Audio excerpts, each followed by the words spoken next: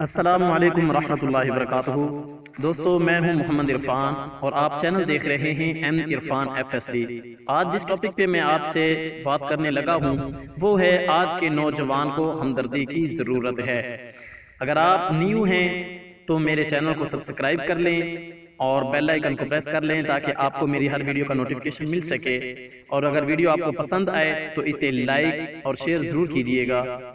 معروف واقعہ ہے، مسند احمد شریف کا یہ واقعہ ہے۔ ایک نوجوان نے آپ علیہ السلام کے پاس آ کر زنا کی اجازت مانگی۔ لوگوں نے اسے کوسنا شروع کر دیا، مگر نبی علیہ السلام نے اسے قریب بلایا اور پوچھا کہ بیٹا، کیا تم اپنی ماں کے لیے بھی یہ چیز پسند کرتے ہو؟ کہنے لگا نہیں، اللہ کی قسم کبھی نہیں۔ پھر آپ نے بیٹی، بہن، چچی اور خالہ کے متعلق بھی پوچھا۔ اس کے بعد آپ نے اس کے سینے پہ ہاتھ رکھا اور فرمایا، اللہم اغفر ذنبہ وطہر قلبہ وحسن فرجہ، اے اللہ اس کے گناہ بخش دے اور اس کا دل پاک کر دے اور اس کی شرمگاہ کی حفاظت فرما۔ راوی کہتے ہیں کہ اس کے بعد اس نوجوان نے کبھی کسی کی طرف توجہ بھی نہیں کی۔ اس حدیث پر چند دن پہلے مدینہ منورہ کے ہر دل عزیز شیخ عبدالرزاق البدر نے درس دیا تو خود بھی روئے اور سامعین بھی روئے۔ میرا دل کیا کہ درس کا وہ حصہ آپ کے سامنے بھی رکھوں۔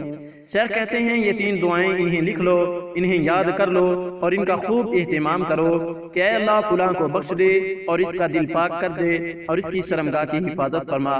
میں پھر کہتا ہوں ان کلمات کو اپنے پاس لکھ لو اور یاد کر لو، کیونکہ نوجوان آج کل فتنوں کے دور سے گزر رہے ہیں۔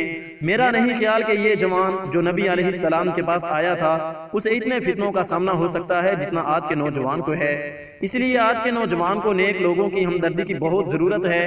کوئی ہو جو اس پہ شفقت کرے، اس سے محبت کا معاملہ کرے، اس کے لیے سچے دل سے دعا کرے۔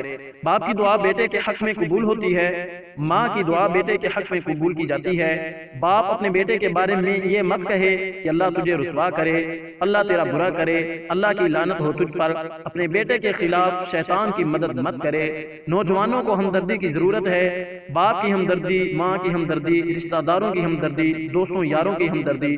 نوجوانوں کو دعاؤں کی ضرورت ہے، سچے دلوں سے نکلنے والی سچی دعاؤں کی، اللہ سے امید بھری دعاؤں کی کہ اے اللہ ان کے گناہ بخش دے، ان کے دل پاک کر دے، ان کی شرمگاہوں کی حفاظت فرما۔ آمین، اللہم ثم آمین۔